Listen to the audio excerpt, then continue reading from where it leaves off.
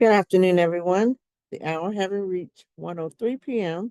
Eastern Time, I would like to welcome you all to our August 23rd, 2024 public hearing of the North Carolina Advisory Committee to the United States Commission on Civil Rights. I am Olga Morgan Wright, Chair of the committee. Before we get started, I would like to remind everyone that this meeting is being recorded. I will begin with our roll call. Daniel Bose. I'm going to mark him present. Pearl Burris Floyd, Travis Cook,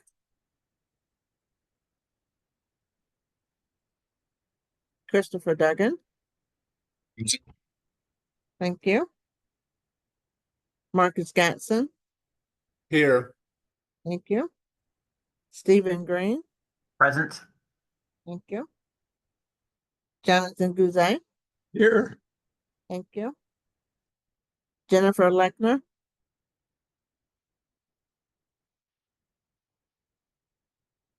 Donna Oldham. Catherine Reed. And Mercedes is excused out today. And Gregory Wallace. I'm here. Thank you. The United States Commission on Civil Rights is an independent, bipartisan agency of the federal government. Olga, I'm sorry. This is Daniel Bose. I just joined. Thank you. I did mark you present. All right, thank you. Thank you. Okay. The United States Commission on Civil Rights is an independent, bipartisan agency of the federal government charged with studying discrimination or denial of equal rights of the laws. In all 50 states, the District of Columbia, and the United States territories, an advisory committee to the commission has been established, and they are made up of persons who serve without compensation to advise the commission on relevant information concerning their respective jurisdictions. Today is our fourth briefing where we will hear testimony from impacted individuals. Given that we have a lot to cover today, and out of respect to our guests, I want to note that we will abide strictly by our agenda. Panelists have 10 to 12 minutes for prepared remarks. I'll provide each panelist a 2-minute warning when their time is almost up. After each panelist has presented, we will begin a Q&A session. Following Q&A, we will have a public comment period. Displayed on the screen are audio and visual tips during public comment. Members of the public have up to 3 minutes for their comment. Members of the public should kindly note that the public comment section is intended for remarks on our study and is not meant to be a Q&A with committee members or panelists. A timer will be made visible on the screen so that speakers will know how long they have. Speakers will be notified when their time is up. I reserve the right to provide warnings if a speaker is over time and ask staff to mute the speaker. We ask that everyone respect the time allotted and end their remarks when the 3 minutes run out, as to give others a chance to speak. We will need to give a verbal 1-minute warning for any public commenters joining by phone, as they are not able to see the timer. For all participants, if for any reason it would be helpful for us to provide a 1-minute warning, please let us know when we call your name. Though some of the statements made today may be controversial, we want to ensure that all guests today do not define or degrade any person or any organization. If a specific person or organization is named in a potentially derogatory manner, they will be provided an opportunity to respond, and this response will be part of the record. As chair, I reserve the privilege to cut short any statement that defames, degrades, or does not pertain to the issue at hand. I will remind the commenter that we do not accept defamatory, degrading comment and will reach out to the impacted person for a response. If the statement continues in the same fashion, I will give the person a warning that we will hard mute them if they continue. The commenter may be hard muted if needed. Later in the meeting, we will take a short break. then proceed to a short committee business meeting, which members of the public are welcome to stay on for. Members, please plan to stay as will discuss next steps for our project. At the onset, I want to remind everyone present of the ground rules. This is a public meeting, and remarks will be recorded and transcribed for public record. We have a very full schedule within limited time available. After hearing from all panelists today, committee members will be called on using the roll call list. Committee members are limited to one question. As time allows, I will circle back for a second question.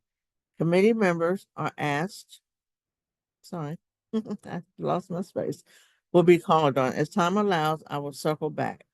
Committee members are asked to focus on a question and not share comments or their own opinion on the topic.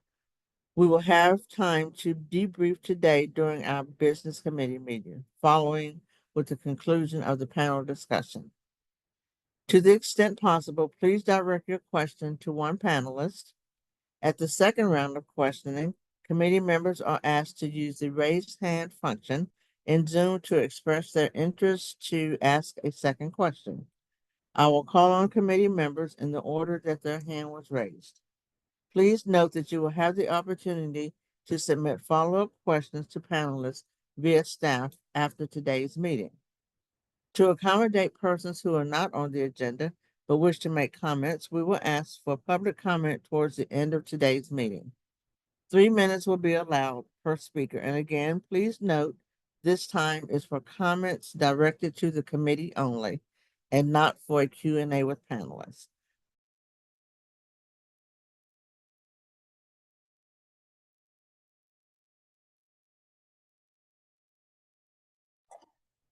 Olga, it looks like you're muted. Thank you. If you have previously shared comments, we may prioritize those who have not been heard yet to speak. Thank you for your understanding and cooperation. Please note that we are required to obtain the legal names of anyone providing public comment, as required by the Federal Advisory Committee Act and its regulation 41 CFR 102-3.165. I must ensure that detailed minutes are kept, and those minutes must include a list of persons who are present at the meeting today, and those minutes must include a list of persons who are present, including members of the public who present oral or written comment. Please contact staff at lschiller, LSCHILLER, at usccr.gov if there's an error in your name and you need it to appear correctly in the public record. Based on these proceedings, the committee will prepare a report to the United States Commission on Civil Rights detailing findings and recommendations for addressing this issue of national importance. Drafts will be available for public review, and we are grateful to all speakers for their willingness to share their experience with us today. Thank you. Today, we are scheduled to hear from 5 panelists. Once all the panelists have finished testimony, we will have a Q&A session. Panelists are invited to stay for the remainder of the meeting as long as you are able. Following public comment, we will have a short committee business meeting open to the public. We'll now begin our process, and Ms. Oldham, I do see you and will mark you present. Our first speaker for today is Mr. James Campbell. Mr. Campbell, you have the floor.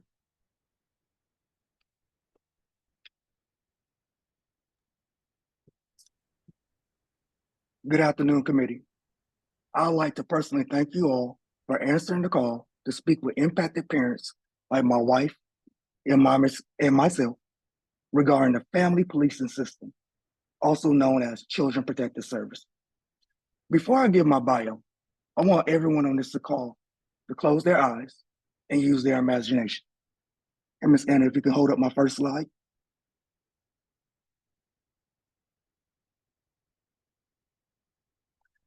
A mother and a father are in their home spending quality time with their 4 children, laughing, enjoying each other.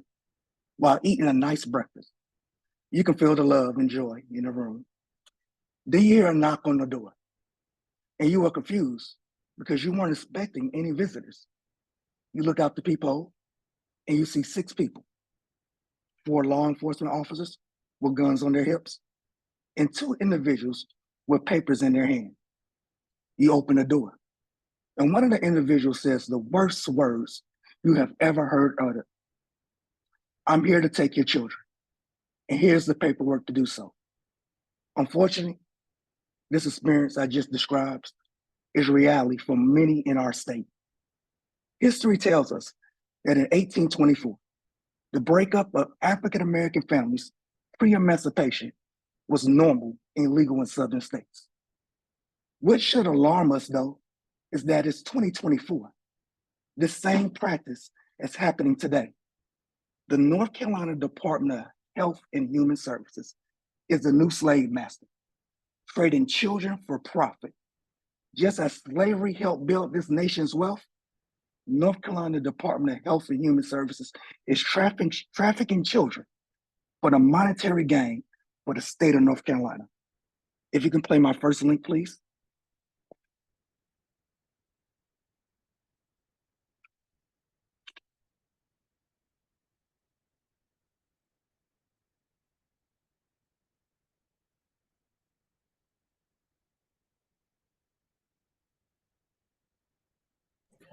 Anna, we can't hear the audio. Strategy by slaveholders. There we go. Families were often separated, with spouses, parents, and children sold to different owners. This was a deliberate strategy by slaveholders to weaken familial bonds and exert control over the enslaved population. My name is James LeVar Campbell, a native of Lima, Ohio, and an impacted Black father. I earned my BS in Business Administration from St. Augustine's College, now University.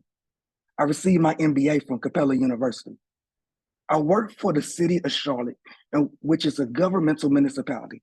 I coach local sports in Cabarrus County, and I am a pillar of my community. Can you go to my second slide, please?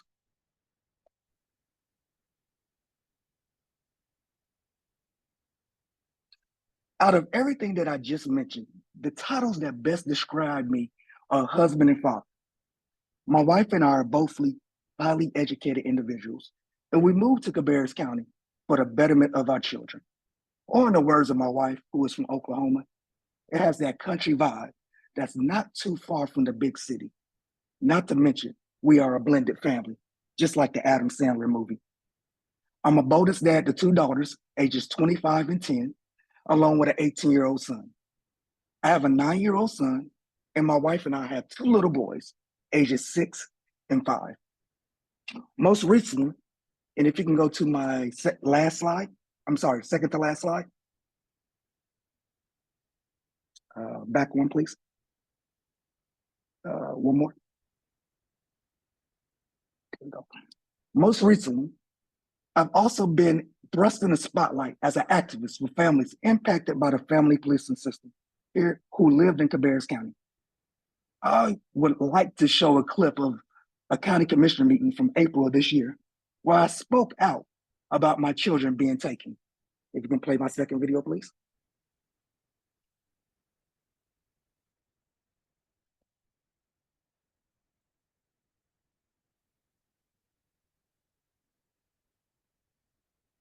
Cabarrus County man claims his right to free speech has been violated after he was escorted out of a commissioner's meeting. Well, thanks for joining us for your news at 6. I'm Alicia Barnes. County officials claim that the man failed to follow a public comment policy that outlines what citizens can say at the meetings. Queen City News reporter Casey Jones live tonight from Cabarrus County Government Center there. Now, Casey, why did the man get kicked out of the meeting? Monday night, James Campbell was one of several citizens who signed up to speak about what they say is misconduct within the child protective system here in Cabarrus County. During his speech, Campbell named the names of several workers he said failed his family, and that's when he was escorted out. You can continue your comments, but you cannot call out names of county employees. Well, let me tell you something. Until I see it on a policy that I am privy to, I'm going to continue to call out names. Cabarrus County deputies You can stop escorted that video, James please. Campbell out of the county. On August 7th, 2023, my family life changed forever. That's when the family policing system improperly removed, at the time, my 17-year-old, 9, 3, and 5-year-old children from our home. This all started after a report was made after my bonus daughter reported allegations of improper actions by her biological father. These allegations had been previously substantiated by Cabarrus County DHS in 2018. And we were told to report any concerns in the future. Yet the tables were turned on my wife and I, and Cabarrus County destroyed my family after a flawed investigation was conducted by an untrained social worker. Let's be clear, contacting CCDHS was the worst decision my family has ever made. My 17-year-old bonus son was shipped off to Michigan to his father, who had little to no contact with him for most of his life. My 2 young sons were placed in foster care because the department failed to ask for placement options until 48 hours of us constantly calling. Worst of all, my bonus daughter was placed back with her accuser. How is this a system of child protection? When I can sit in front of you today and say my children have not been protected. In fact, they have been traumatized by the system. With the family policing system, you're presumed guilty until proven innocent. Can you go to my 4th slide, I believe? Thank you. You must visit your children at a designated time weekly for 1 hour in their prison set environment while being supervised by a caseworker and government line administrator. Your children are asking, when are we going home constantly? And you are instructed to tell them, mommy and daddy are working on it. All this while being monitored. You must be careful of your actions and mindful of what you say, because it will be used against you to prove their false narratives. See, in our case, the petition alleged abuse and neglect, but without definitively defining what that meant. In all honesty, your social worker investigator took our children out of pure retaliation due to my wife filing a complaint on the investigator to the state level for months of non-communication regarding our case. Jessica Killian destroyed our family because she knew she could do it due to the unchecked power given to agents of the family policing system. These agents can commit lies in petitions and have a judge sign it without even reading it. Families have no resources to challenge these lies before a judge legalizes the kidnapping of children from their home. Today, as I speak to you, and if you can go to the last slide, the second to last slide. Today, as I speak with you, my 2 young Black sons are currently being held in custody of Rowan County DSS due to Cabarrus County transferring our case on August 12th, 2024, and I'm demanding their release. I'm asking this committee to make calls, send emails, and help me reunite my family. See, my family is traumatized, just as my ancestors were, and time is irreplaceable. I can't get back any of our children's milestones that they accomplished from August 7th, 2023 until today. So Brian Thomas Nebo Jr., Ivy Adele Joseph, Madison Emmanuel Dion Campbell, and Mason Asher Campbell, I promise to take down the family policing system by continuing to speak truth to power. And if you can do me one last favor, if you can play the last link, which is an iCloud link. And Mr. Campbell, you have 2 minutes. thank you. And if you can play the last link, it's an open house video. And you're gonna hear my son in the background talk about I know, buddy. I wanted to try to get you something to eat, something that's fulfilling in your stomach. I don't know how filling hummus is. Say what, buddy? I know you're hungry, I but know. Miss Melissa said that y'all ate I something mean, I was before you willing to came go here, get you guys something to eat. but you gotta go to the faucet. You can see my hand. You see my hand on the video? Don't do that, Bubba. I mean, I was willing to get you something to eat, Bubba, but Miss Melissa won't allow me to get you nothing Yeah, to the eat. quicker we get you to the Miss Kanisha, the Kanisha. faster you can eat, okay? Come on.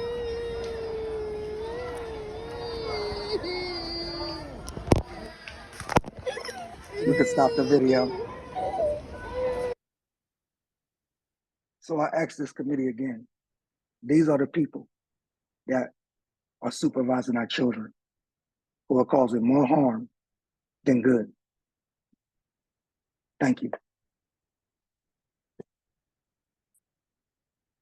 Thank you, Mr. Campbell, for your comments. We will now hear from Ms. Kanisha Erwin.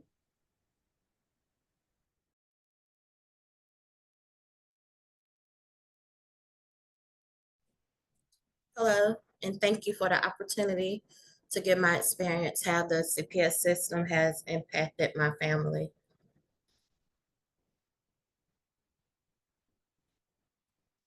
My name is Kanisha, and I am from Gastonia, North Carolina. I am a single mother, and my family has been impacted by the CPS system since December of 2014. My testimony today is relevant to this committee's project scope of examining the family policing system and the implementation of the Rylan's Law in North Carolina. CPS began to harass my family when I tried to hold my doctors accountable for the medical malpractice that my oldest son and I suffered when he was born. CPS conspired with the medical providers to hide the medical malpractice. My two children were physically pulled from my arms on November 3rd, 2017.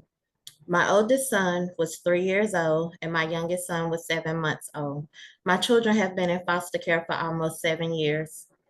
For 10 years, I have been fighting CPS. My children mean the world to me, and I will never stop fighting for my children. Before my child was born, I was in college studying for my associate's degree. My long-term goal was to achieve my bachelor's degree in gynecology.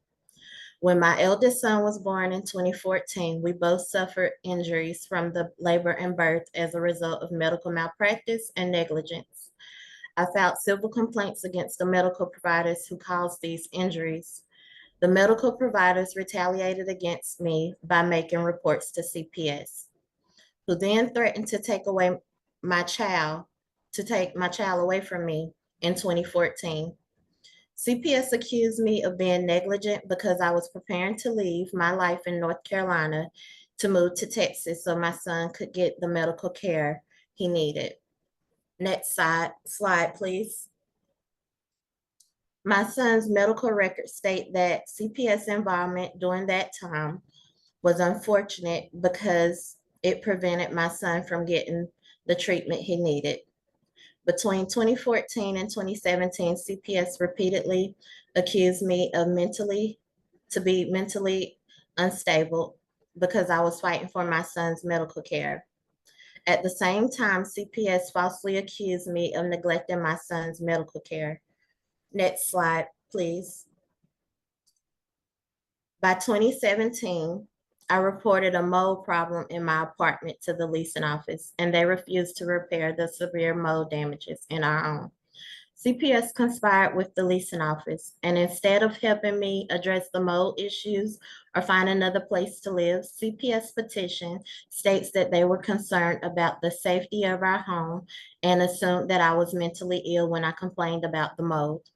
CPS dismissed my concerns about the mold and conspired with the leasing office to permit them to also ignore this problem. I discovered on my own, and I have evidence that the mold was toxic and a long-term injurious condition within the apartment. CPS continued to ignore this issue and failed to provide any support. I am certain that CPS conspired with the apartment leasing office because both CPS and the leasing office ignored the mold until after my parental rights were unlawfully terminated. In March of 2022, the leasing office tested the home for mold, and the results show that the home was damaged by long-term mold exposure and dangerous. This just shows CPS failure to investigate further. In October of 2017, I was unlawfully arrested following a false report made by CPS. I was supposed to be in court for the medical malpractice and negligence case I filed on behalf of my son on the day I was unlawfully arrested. Only a few weeks later, on November the 3rd, 2017, my children were unlawfully removed from my care based on false claims for which CPS had no evidence. The petition filed against me states that my children were removed due to CPS concerns that I was allegedly showing signs of mental illness. Next slide, please. The agency's allegations were based upon my concerns for the medical negligence. My son experienced the toxic mold in our apartment. After my children were taken away, a caseworker stated that she was concerned about my child's developmental delays. She had the same concerns that I had included in the civil complaints. She presented her concerns to the court on March 20th in 2018. Next slide, please. The court terminated my parental rights in 2022 based on CPS false claims. I was deprived of a fair trial. I was barred from presenting the evidence of the mold issues, and my parental rights were terminated. The court ruled to terminate my parental rights without reviewing any evidence I was willing to provide to support my case. My children are now trapped in CPS custody because CPS abused its authority and power. CPS discriminated against my family because we were too poor to afford our own medical care, and we were too poor to repair the dangerous mold in our home. Due to my skin color, I was robbed of my own rights to my children because I filed civil complaints to address the medical negligence that caused my son's birth injuries and to address the dangerous mold in my apartment. Since I am a poor Black single mom, CPS took my children away from me because I was seeking justice for my children. Finally, I believe that Rylan's law had a negative impact on my case. After my parental rights were terminated, I had no time to prove that CPS had violated my civil rights and that the court was negligent. I was not given a fair opportunity to appeal the termination of my parental rights. I was denied the opportunity to find legal representation during the appeals proceeding. Because of this, I was denied the equal opportunity to prepare an appeal, present evidence, or find my own legal counsel. And the court ultimately decided to deny my appeal. The time restrictions on appeals implemented by the Rylan's law prevented me from reversing the TPR order. My children are trapped illegally in the custody of the foster care system. I was not consulted nor involved in the decision made by CPS and the court about where my children were placed. I have evidence that the family that fostered my children has drugs in the family home, that there are gang members in their home. The judge denied my concerns about the placement and refused to give me my children back. Next slide, please. The foster care family calls my children niggas. When I asked them not to do this, she told me that the Black man communicates by calling one another nigga. The foster care family has also failed to take responsibility for my children's medical care. After my children were removed from my care, both suffered severe injuries. Next slide, please. Details of these statements are in the PowerPoint slides. CPS deprived me of visiting my children in the hospital, and I was not able to talk to the doctors or see their medical records. No one explained what caused my children injuries. The caseworker is fully aware of these abuses. I have reported them myself. CPS is aware of this CPS is aware of this mistreatment that my children suffer in foster care. The court and CPS ignored the abuse my children suffer in foster care, and the court still states that foster care is in the best interest for my children. I have done everything I can to get my children back and to fight this discrimination we continue to experience. I filed civil complaints for the medical negligence my son and I experienced. I filed complaints to repair the mold problem. I filed 2 appeals after the TPR. I also filed a pro se lawsuit in federal court based on discrimination my family suffered. I have filed complaints against the judges and government attorneys who discriminate against these proceedings. I have filed complaints with federal agencies, including the Department of Justice and the Department of Health and Human Services. My case isn't unique. Cases like this happen every day. Poverty, disabilities caused by birth injuries, and the color of our skin is why CPS has torn my family apart. The system ruins African American families every day. CPS abuses its power and authority to kidnap our children from their loving families.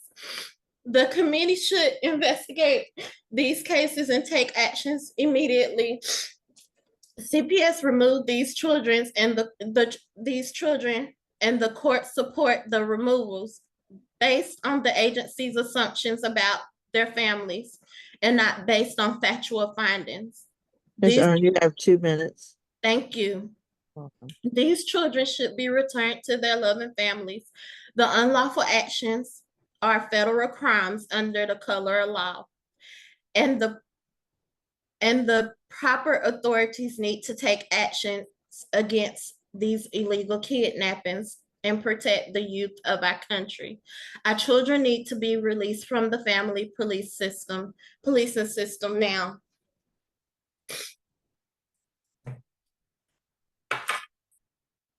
Thank you, Ms. Erwin, for your comment and your Thank you. participation here. Our next speaker will be Ms. Antoinette Hawes.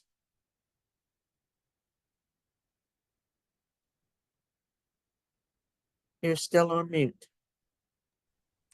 Thank you. You're welcome. I'd like to thank the committee for your attentiveness to this matter.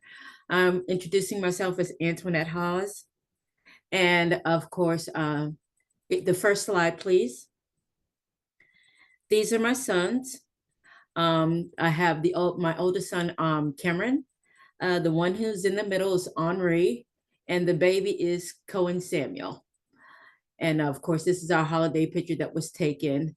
I think Henri was 6 and Sammy was 3, and Cameron was getting ready to college and then went to the military. Next slide. This is a picture of my children when the day after they were taken into custody. They were taken into custody due to a complaint. Of course, both children are on the spectrum, and I was a single mother. At the time, their father had passed. Their father passed in 2010. And so I'm a single mother. I received benefits, survival benefits for my son, and they were technically disabled based on their autism. Next slide. When they were taken into custody, of course, the first thing I started doing was a diary, a daily diary. I would document everything. And let me encourage mothers who are going through this to document everything, because a lot of things that don't make sense will ultimately make sense once you read into the diary. I want to let you know that 10 to 15 minutes is not enough time to compile 4 years of litigation and trauma and psychosis that was bestowed upon my family as a result of being a client of DSS. I encourage the panel to consider having or requesting that Department of Health and Human Services, the National Institute of Health, and the Center for Disease Control and Prevention do a medical study for the families that have been going through this process. Of course, because of the crimes that are committed against the children while in DSS care, we are actually going to need a special prosecutor to unload those files, to take a look in and find out what is needed to be done to get justice for the crimes that are committed against the children within DSS custody. Next slide, please. Okay, so this is the first email that I got letting me know that there was a problem with Henri. I knew that there was a problem, but this was the sinker. They had taken him into the ER. And of course, the first thing I did was run there, and they would not let me see him. They would not let me talk to him. Of course, that was the first of many instances. Next slide. So the doctor had documented, this is his medical record, that of course that he had run away several times and he wanted to be home with his mother. That is on his medical record, but that never made it to court. Okay, so that's where we are. They documented his concerns, but never to my benefit. All right, next slide, please. So here in my diary, I documented the fact that Henri had gone to Central Regional Hospital. He had gone to Duke Emergency Room several times and back to Central Regional. What happened, what we ultimately found out is that Henri had been repeatedly raped and beaten by one of the occupants in his foster home, in his therapeutic foster home, okay? And of course, by me presenting that information to the county and to the caseworker and to everyone else, they didn't want to receive it. He actually ran away. He jumped out of a second-story window, walked 5 miles in the dark to get to me, to tell me what had been occurring and why he was going through what he was going through under the custody of DSS. Next slide, please. Ultimately, Henri was sent to Springbrook Behavioral Health Center in South Carolina, Travelers Rest, which is an 8-hour trip, round trip. So on Sundays, I would travel 8 hours round trip to spend 2 hours with my son. That would not show commitment. That is not enough commitment.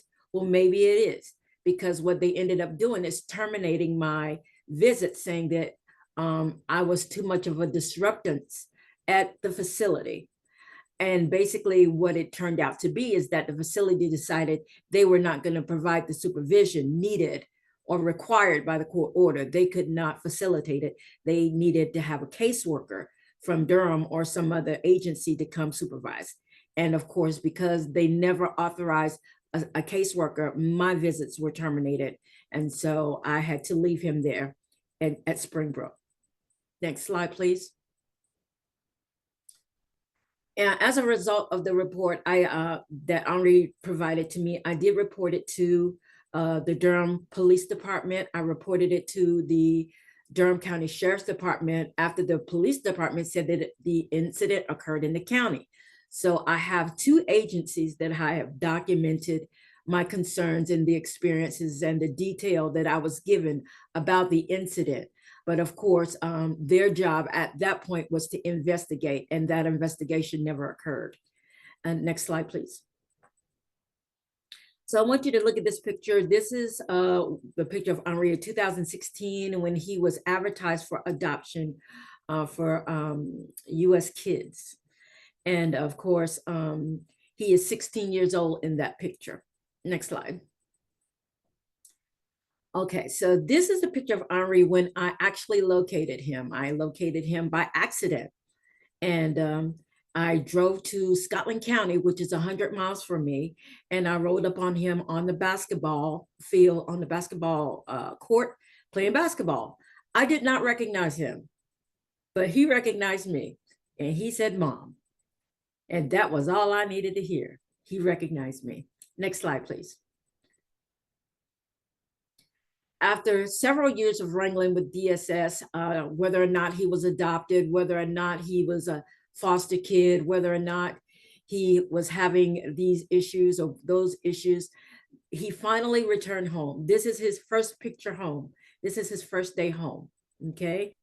And at that time, he was 20. He was brave enough to walk away from the DSS custody when he was able to compare the life of being at home with his loving family and being in foster care. Next slide, please.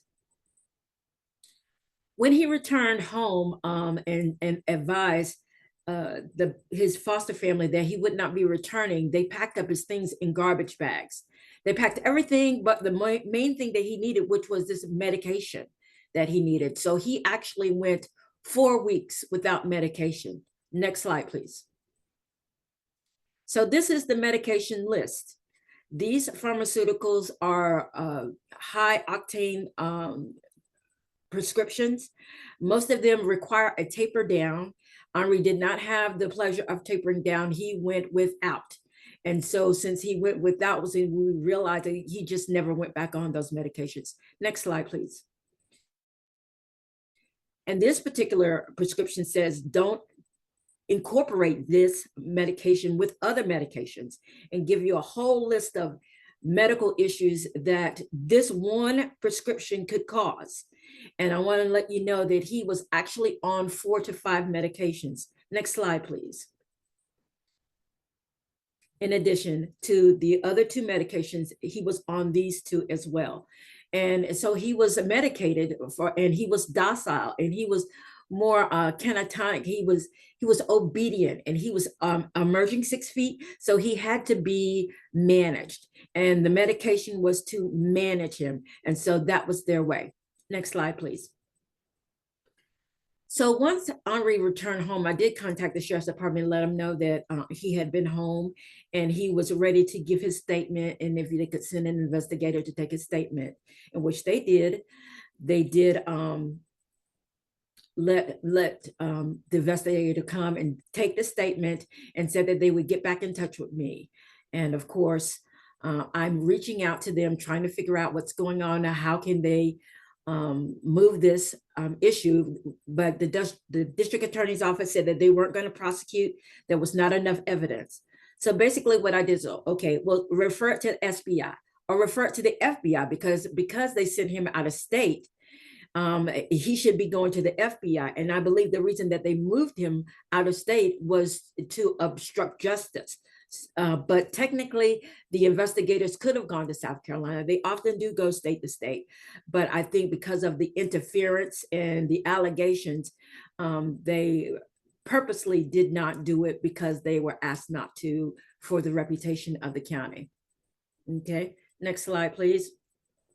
So after much back and forth, wrangling to and fro, trying to get the sheriff to put in a request for SBI and the district attorney to put in a request for FBI to investigate the interference and the obstruction of justice on the side of DSS, the sheriff blocked me.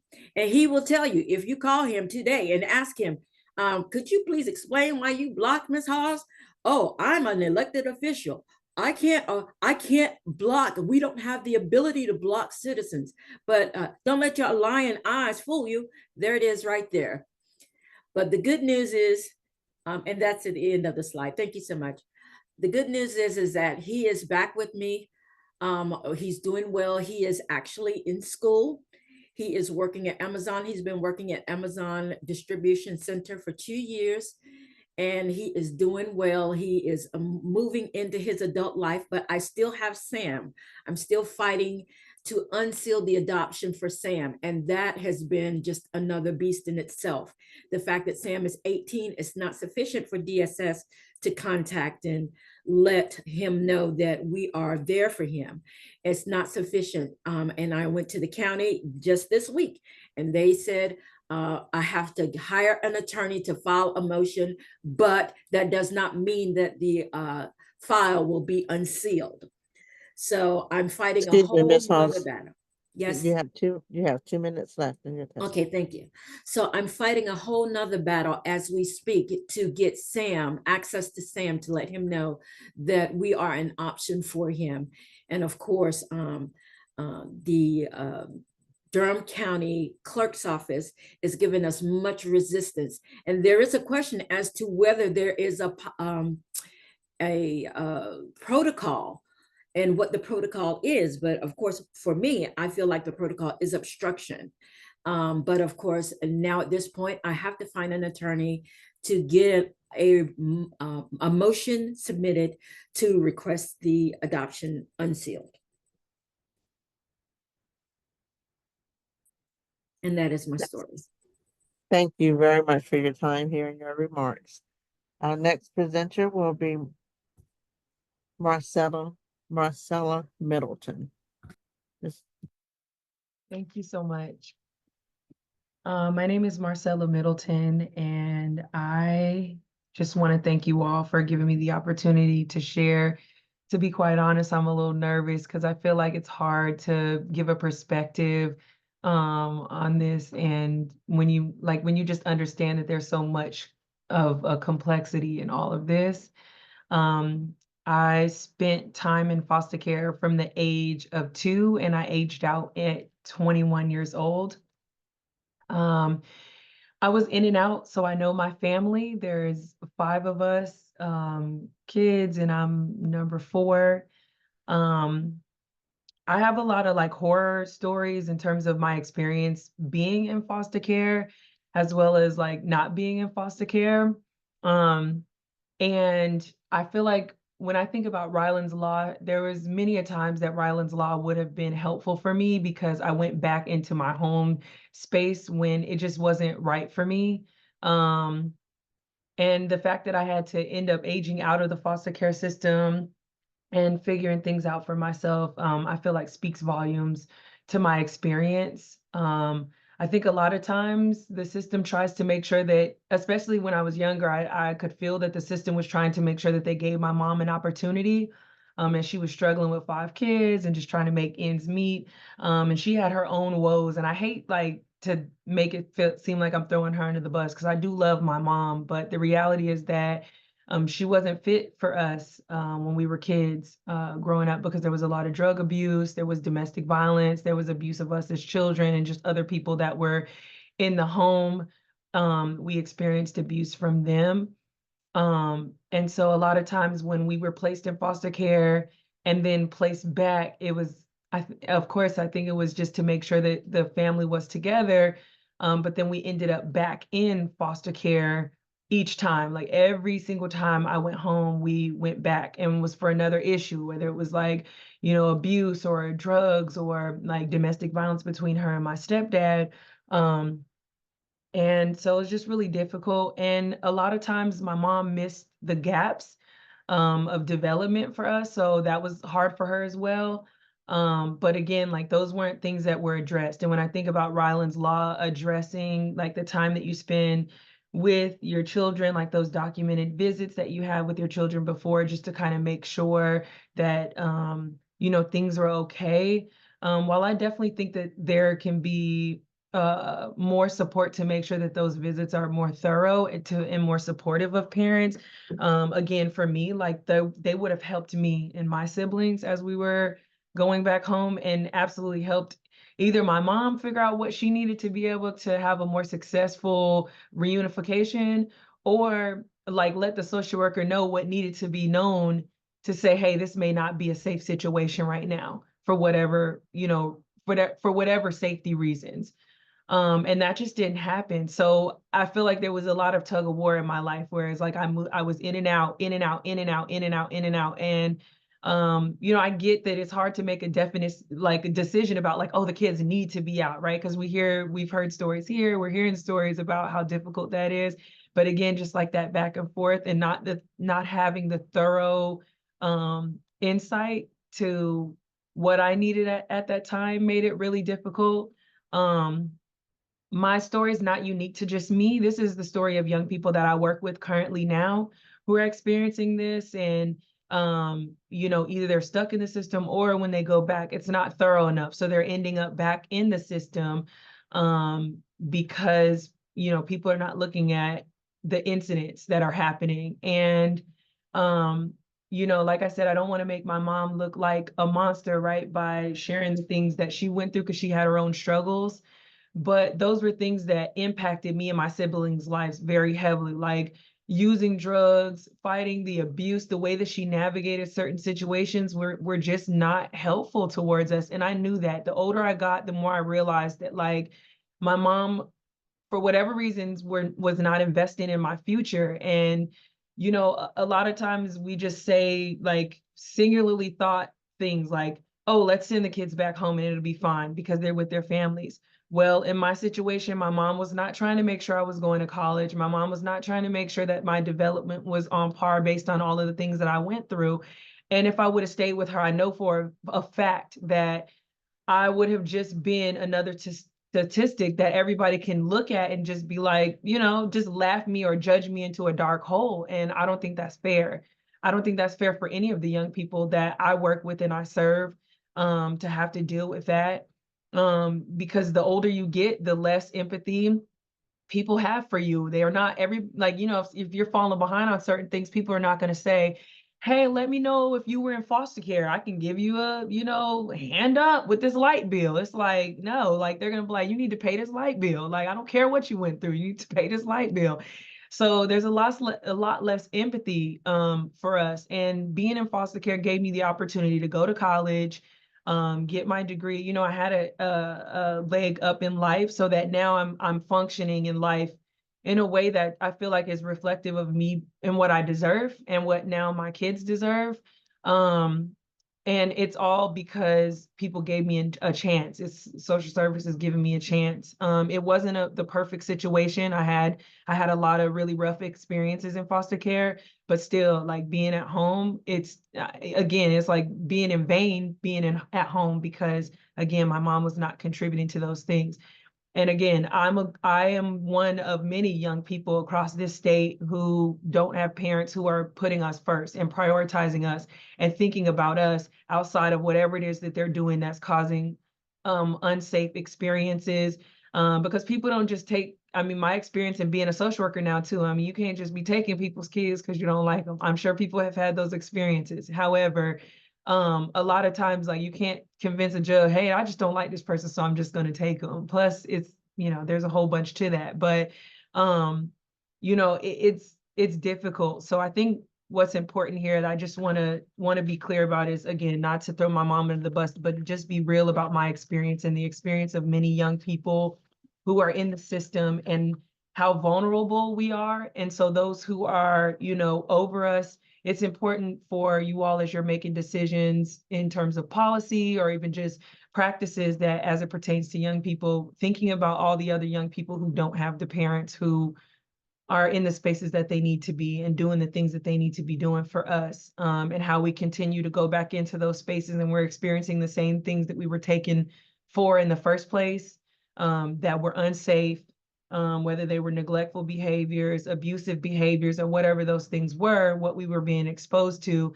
Those are things that have long lasting effects. So I think just having the piece in Rylan's law that calls for accountability, I think is really important. So yeah, that's about all I have. But I just want to thank you all for offering this opportunity for me to share my experience, but my experience on the behalf of other young people as well across the state. Thank you. Thank you very much, Ms. Middleton, for taking the time. You didn't sound nervous, even if you were, so you did a great job. Thank you very much. Our next speaker is, Eulonda Rushing. You have the floor. Thank you. Good afternoon, everyone. My name is Eulonda Rushing, and I am here today to share a personal testimony that highlights issues I've encountered with DSS. My aim is to shed light on the challenges my family has faced and to be a voice for my children and other families who have been unfairly treated or silenced by this system. To society, I was a product of a single Black mother. But to my family and myself, I'm a veteran, educated, married Black Native American woman, but most importantly, a mother. Yet, as of today, 1 year, 13 days, and counting, my husband and I continue to fight for our children. Because we love, miss, and want our children home. DSS will tell you otherwise. I thought this was an agency who looks out for the best interest and welfare of children. Calling DSS, I made a regrettable decision that I will have to live for the rest of my life and explain to my children why I brought DSS into our lives.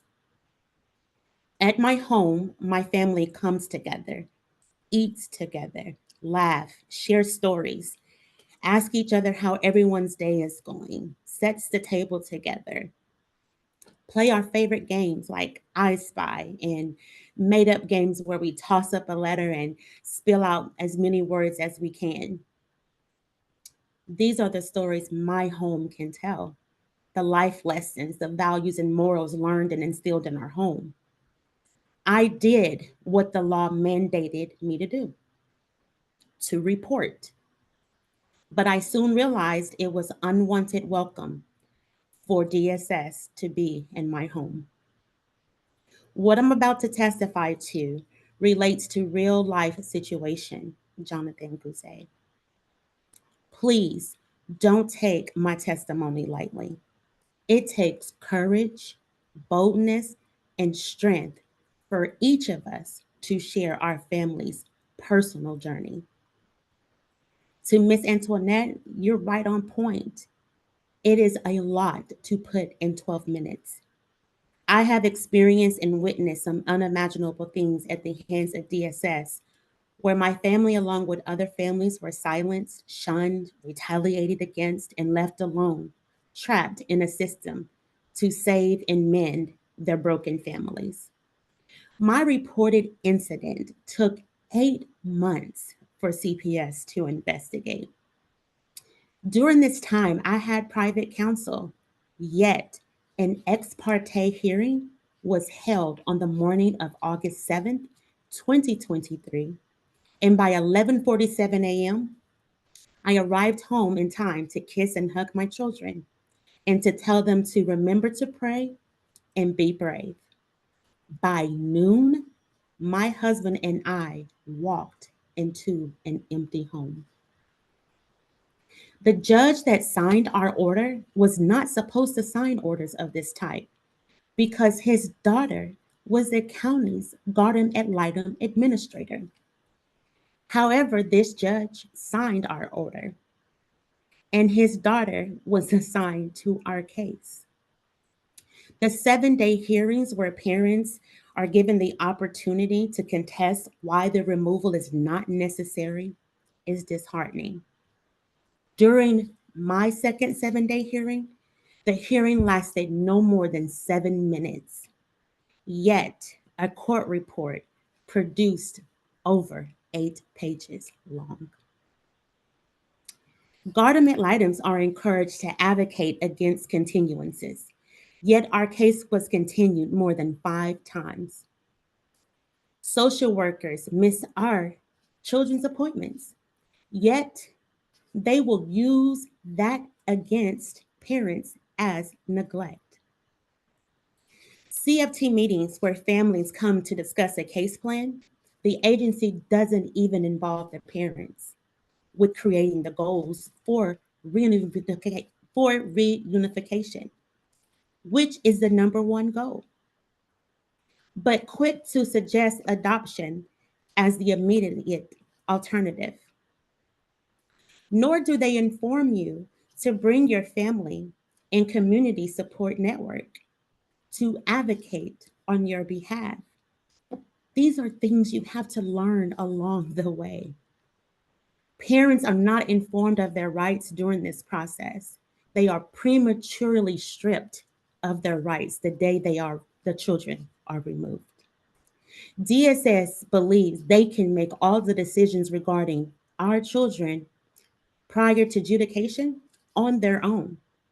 They do not tell you the case plans are optional unless a judge orders them, but yet they force and coerce you into completing one. Rylan's law was designed to improve oversight in child custody cases. According to an article dated June 29th, 2017, in the Raleigh News and Observer, the article quotes, "This law aimed to create regional partnerships in which county social services agencies will help each other, required a state to hire a contractor to review the statewide social services system, shorten the time given for parents to appeal a custody decision, and establish a pilot program for youth in foster care to obtain a driver's license. Senator Behringer, in the same article, quoted, within about 2 years, we should have a system that is accountable, transparent, and delivers high quality standard care to everyone in this state. Well, Tamara, it has been 7 years, and we are just now implementing regional partnerships.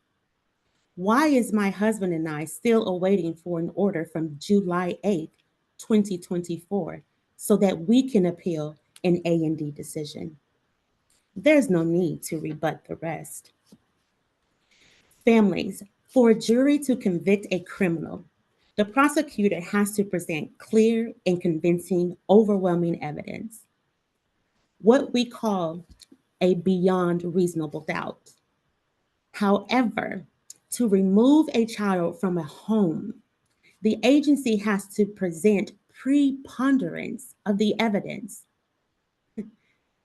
demonstrating that the proposition is more likely true than not true, enough to persuade that the agency's claim is more likely true than not.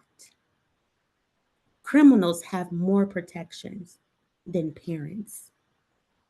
The state informs you to file a complaint, but when you follow up, they hide the results of their investigation under the guise of children's privacy.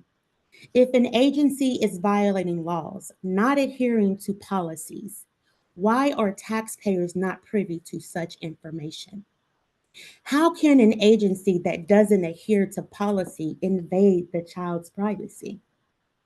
How can an agency override family court matters? Make it make sense for me. How did we get here, North Carolina? Despite the challenges, I will continue to fight. I was raised by a strong, independent woman and a grandmother who taught me to pray. I will not stop advocating for the children in this state and for the changes needed in this system. The current state of affairs reveals a system in desperate need of change. It's time to address the sweeping issues within CPS and ensure that children are not treated as commodities, but are given the fair and compassionate treatment they deserve. The moral of my testimony: be careful who you invite into your home. Thank you. Thank you very much for your comments. We will now go into a 5-minute break. And before we break, I would just like to say as a reminder, we will go into Q&A for our committee members. Please refrain from making comments during the question and answer period. We will go into our business meeting immediately after the panelist discussion. Any comments we will be glad to hear and share at that point. Again, we will go into a 5-minute break. It is 2:06, and we can all be back at 2:11. Thank you.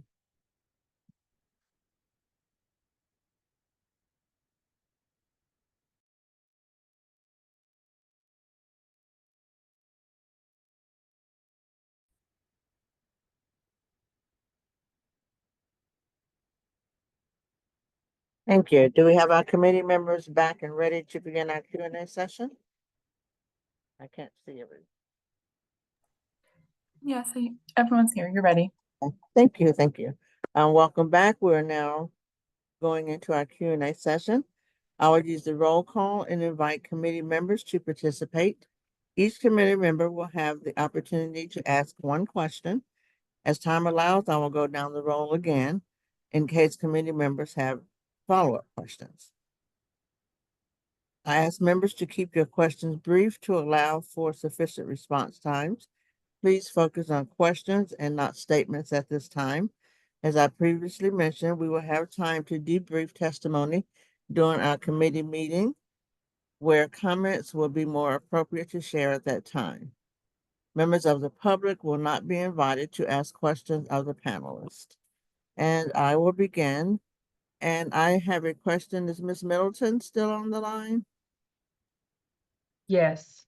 Yes, I wanted to ask you, discussed having 18 to 21-year-old. Is that a program that you recommend and that is something that it sounded like did help you along the way? Absolutely. I mean, yeah, when I talk to all the young people that I work with, I encourage them like all to consider the foster care 18 to 21 program. In my experience in the foster care 18 to 21, in terms of where I was living when I was in that program, it was not all like perfect, but it was stable. And I was able to consistently focus on school and work because I had a stable environment where there wasn't fighting, somebody asking me for my money all the time, or, you know, trying to ask me for irrational things. So yeah, I would absolutely recommend the foster care 18 to 21. And I'm actually doing some advocacy work on the federal level to make that a policy that's extended to all young people across the country, because North Carolina is lucky and wonderful that we have that program here, but there's so many states that don't have that for the young people in their states. So yeah. Thank you very much. I will call on Daniel Bowes. Thanks, Chair Wright. Let me start by thanking everybody who gave testimony today. I can't, as somebody who talks in public, I've never had to talk well, I rarely talk as a impacted person, and that's the hardest of all. So, we heard some really helpful testimony today, and it took a lot for y'all to give that to us. So thank you for that. My question is, there's some reliance generally in the law in an adversarial system to hold institutions and people and decision makers accountable. And so, but it sounded like from the testimony here that often there is no sort of adversarial atmosphere between judges, the agency, GAL, the parent, and so I'm hoping people can comment on that. Was there adversarial? Was anybody of the people I mentioned did you see people holding each other accountable in a judicious way? Just anything comment you can have that would shed light on why there isn't more clear just adversarial sort of engagement between the decision makers. Thank you. If you would like, I'd like to take a first stab at that question. So if you look at the news clipping, and I want to end up sending the entire clipping and everything in my testimony to the committee as well. I went to the powers that be. They tell you to speak to your county commissioners because they are the ones who have the oversight. They tell you to talk to your county manager. My wife and myself have spoke to the county managers at least on 2 occasions. Unfortunately, these people don't want to address the issue. They want to turn their back on the issues. I've even contacted the Department of Justice. No answers. So you talk to these people who are at these high positions who can make change, but unfortunately, they close doors on you. And it's very hard to communicate. In my case, in April, because I mentioned names of the workers who were involved in our case, I was escorted out. Now, keep in mind, there's other individuals who have been doing this for years and years and years, but I was the one who was chosen to get escorted out and banned for county commissioner meetings for 90 days. Thank you. All right, Ms. Ewing. Ms. Rushing, I'm sorry.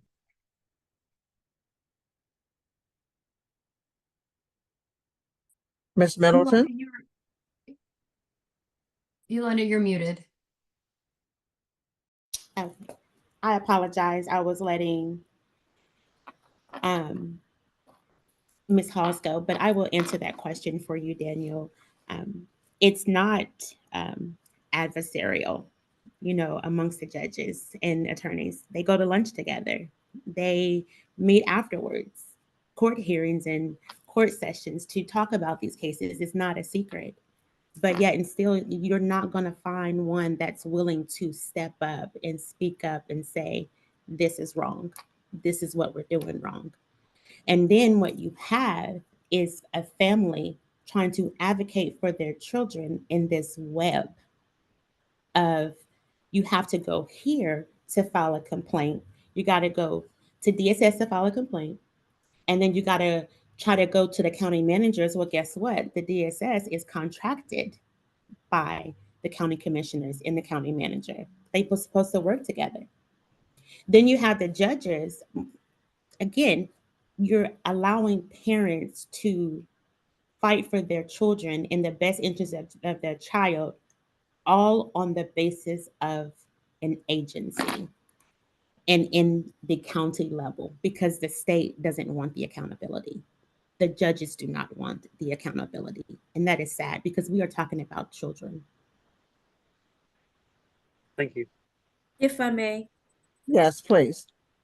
I file complaints all the way up to the state. I file with the county, I file with the state, I file with the federal, I file with law enforcement, I file with Health and Human Services, I file with commissioners, I file with the judges, and like they said, they are colleagues and they work together for the best interest of the children. But I don't think it's for the best interest of the children. I think it's a financial issue, which would actually classify this whole quantum as a RICO case, because I feel like they're all being compensated at the misery of the client. And I just feel like maybe, I'm trying to unraise my hand. I just feel like it's deliberate, and there is a consequence. For every time that I filed a complaint, there was one more slap in the face. One more slap in the face.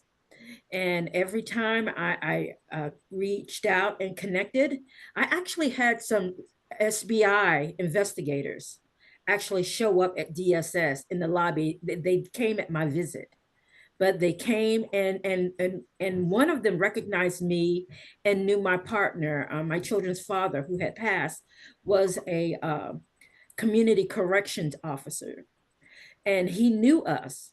And he was shocked and amazed that he didn't acknowledge that he was there for my complaint, but he acknowledged that he knew me and my partner and was familiar with us. And that's the most I think that we got. I never heard what the result was from that inquiry. It was actually 3 state officers who actually came to DSS to inquire about our case. Thank you. Thank you, Ms. Erwin. Thank you. I would like to actually say my case, I have similarities between Miss, I don't know how to pronounce her name. Can I say Antoinette? And then Rushington, her and her husband. My case actually started in 2017. Well, I was harassed between 2014 to 2017 due to medical malpractice and negligence. In 2017, when the mold started, I had just given birth to my youngest child, and my oldest son had just been permitted to start his physical therapy after a 12 to 18 months recovery on his surgery from the medical malpractice birth injury. So in 2017, we was forced into the apartment. That's when I found the mold and everything. And basically what happened was I got an email from the caseworker on Work First, which is the second floor, the floor right below CPS. And they had asked me if I was coming to the Work First so I can start up the financial support for my second child. I was already getting financial support for my first child. And I told her, yes, I had physical therapy appointments and I had newborn appointments. Well, she said, can you tell me why you did miss your appointment? I let her know that I found mold and I had to find a safe place for my children. Next thing you know, CPS started coming. I was accused of neglecting my children's appointments, but yet I have papers to prove that that was completely false. I contacted the SBI like Miss Antoinette. And I also, I wasn't calling to complain. She asked why I wasn't there. So I was honest with her. I'm a very honest person. I only missed one appointment at work first. And I feel as if keeping my children from that mold rather than going to go sign up for some financial support at the time was just more important, just in the sense of a crisis and emergency. I was willing to reschedule. She sent CPS out there, and that's when the false statements began in the petition. Now, this is where I say they conspired together. The judges refused to look at any of the evidence. At the time, I did not have the paperwork, I'm gonna be honest. However, when I went in there, I said, you can come in there and you can find the mold, you can smell it. I had pictures of my child vomit. He actually had McDonald's, but the smell in the apartment alone would cause you to get sick. I would get lightheaded, and I feared that it would affect my infant. So I packed up bags and I went and lived with my aunt to protect not only my children from the mold, but myself. They refused to investigate the mold. They automatically said I was mentally ill. The court never took any of my defense arguments. And as far as the appointed counsels, they work for the court and they work side by side with CPS. I have emails of me telling the attorneys that was supposed to represent me, is there any way we can subpoena experts about the mold? Is there any way that we can subpoena experts about them saying that I'm mentally ill, about my son's concerns about his medical issues? They overlooked all of that. Then in 2022, after I had pieced together all the evidence to go to trial, everything was ignored and neglected, and even the defense attorneys who were supposed to represent me were negligent. Basically, what they did was they came to court, and the prosecutor didn't even have her mental health filed against me to prove that she found that I was mentally ill. She asked for extended continuance, and the judge granted her with that. When I asked for a continuance to go seek counsel, private counsel, or hire a private attorney versus her getting a granted extension, they denied me. I was denied before she got her continuance. So during that time frame, they were siding with the prosecution, but I was being deprived of all my civil rights. During the placement, I say I have the evidence that I'm not mentally ill and that the mold was in there, because petition said that the mold wasn't really in there. It was a form of my judgment being impaired and deficient. They said that no mold existed whatsoever.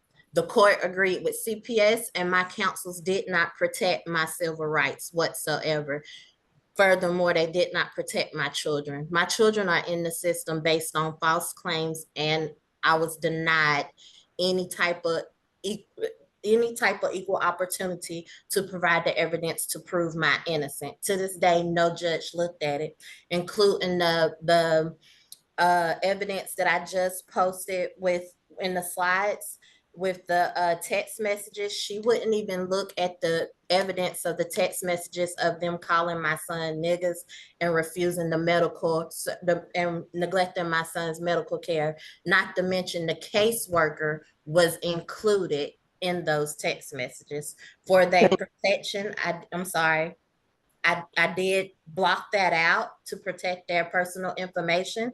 However, if you look at the originals, if I can send them to the commission, you would see that the caseworker, the foster caregiver, and myself was all joined in that message. So the caseworker was very aware that they called my sons niggas. She was very aware that the foster caregiver did ignore my son's medical care. Thank you, Ms. Erwin. Thank you very much. Welcome. I apologize. That's okay. We understand your passion there. Ms. Middleton, if we can give you 5 minutes, we want to give our other committee members a chance to ask questions as well. So we do recognize that you've been patient and waiting. Absolutely. Thank you. I will, yeah, so I would say, like, in agreement with what other folks have shared in terms of they're not, they don't, between social workers, judges, all that, like they're close to each other. And from my experience, I experienced both, like where they utilize those relationships to further harm, and then they've also used those relationships to help. I know at the time not my social worker, my therapist, my social worker wanted to put me on the psychotropic medications, like similar to the ones that were mentioned here, was ready because I don't know what it is, they be ready to throw us on some medication like it's nobody's business. And they were ready to put me on medication because they were saying that I was oppositional defiant because I was speaking up for myself. And my therapist actually like advocated for me that not happen. She's like, no, we don't need to do that at all. And I feel like that really saved my life because as Miss Antoinette was sharing earlier, like how that can really alter your whole personality. Like when they put you on those psychotropic medications, it can really alter your whole being. And so I wouldn't even be the woman I am today if they would have put me on those psychotropic medications. So for her to hold the social worker accountable and be like, no, we don't need to do that.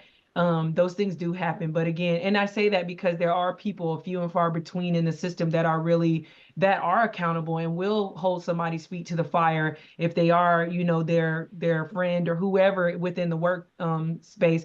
But I would be remiss if I wasn't honest about how they do go to lunch with each other. They be married too, and they're family members, and they also, they do that.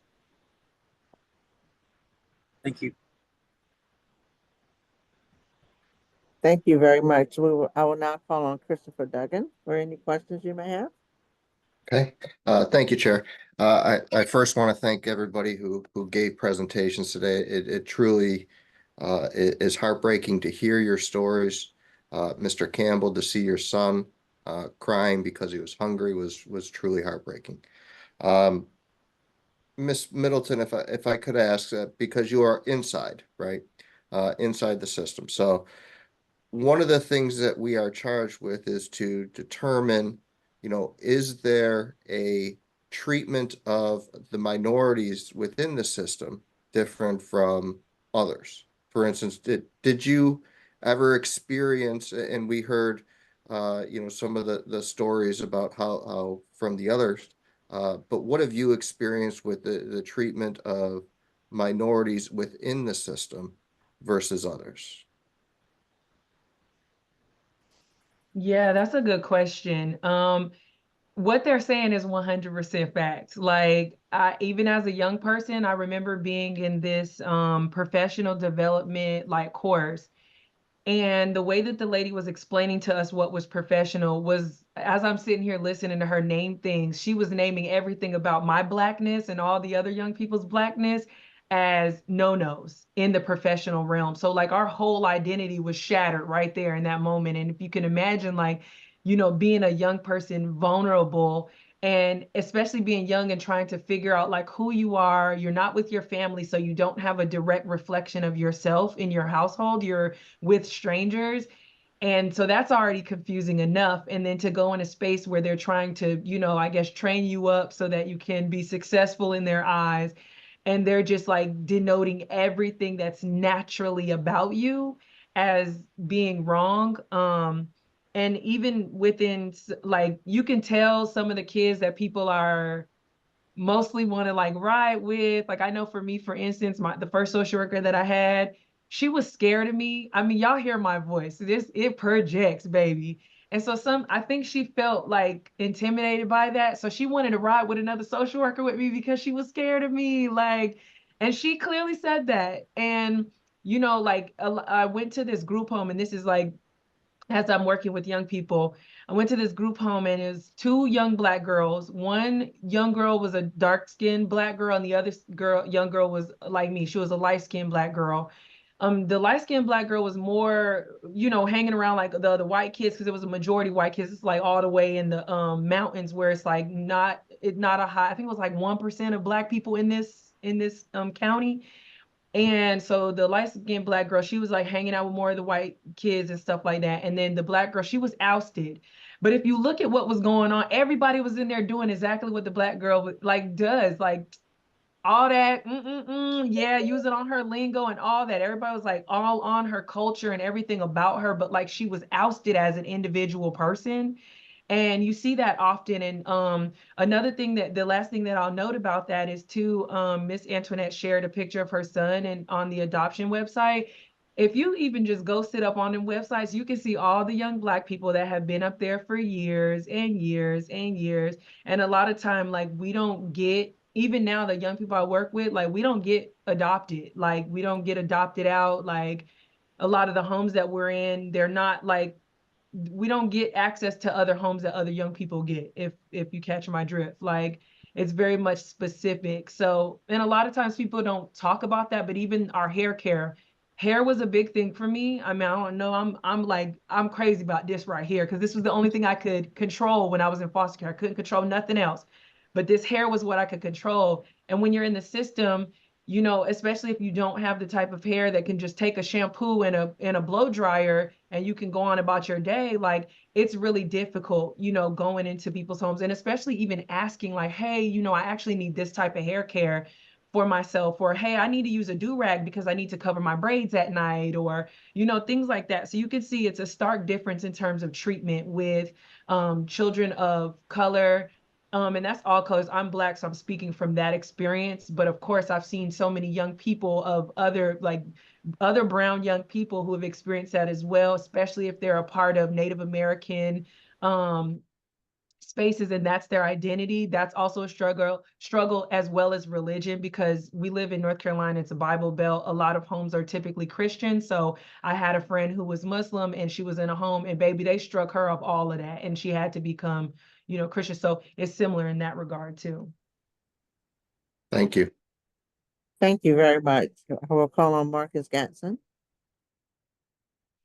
Thank you very much. And I also appreciate hearing everybody's stories. It strikes me that all of you, I think, have found, as Chris indicated, that there's a racial component to what you have experienced here. And so what I would like to hear from you is whether you perceived that that was more of a product of the individuals who handled your case, or to the extent that you could discern it, whether there were more systemic racial discrimination that was going on. And if you're going to tell me that you think it was systemic racial discrimination, I would love to hear what led you to that conclusion. I'd like to start if I could. My social worker was a white woman, and I am not a poor woman. I had just purchased a house. I spent $208,000 cash moving from one house to another. And she hated my hardwood floors. She hated my vaulted ceilings. And she let me know and made sure I understood that I was subjected to whatever she said. And I think that because I was not a poor woman, because I had a work history, because my children's father was a state employee and professional accredited law enforcement, I think the bomb was dropped on me because we were technically he and I were low level whistleblowers. I think that's where it all stems from. And when he passed, the veil was raised. And so, and that's where they pounced after he passed. But yes, she hated me. But when you consider the industry in itself, the judge was Black. The district attorney or the attorney, Miss Abney, she was Black. The GAL was a middle-aged white woman, and she just got paid. She just did whatever. She was the co-signer. But I think I suffered hideously under the social worker because she wanted to make sure I knew my place. Thank you for that. I'll go ahead and respond as well. I'll give two reasons as to why I think it's systemic. Originally, you will look at it like a retaliation, because I would never forget the social worker investigator's expression on her face as she was sitting in the vehicle and I was saying goodbye to my children. It was that arrogant, cocky look, that lean back in the vehicle like, I got you. She never took the time to get out the vehicle to tell me why my children were taken, never said anything about anything. She was comfortable with what she had done and she was ready to go on her mission. The other component to that is once we received the evidence, we realized that she added things into the evidence, basically padding it. And she said that while I was here at the house, I was waving my hands, I was cursing people out, I was saying that I was going to sue, I was acting belligerent. You know, that's the stereotypical response for the Black woman that they see. But little did they know I'm also Native American.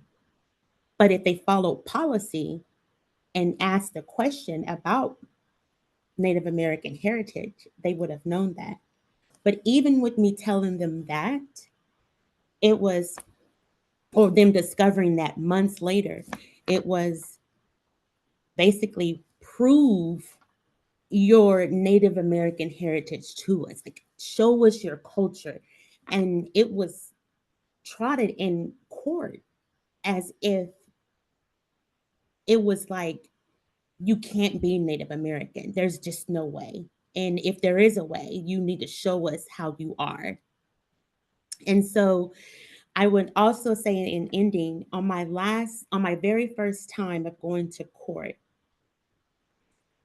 out of all the cases that were there that day, and the reason why I knew about the whole day is because the attorney stalled in court intentionally on that day. I was the only one with private counsel out of all the cases in that courtroom that day. There were no cases involving any white children. They were either Native American, African American, and Hispanic. Not one case, sir, was white.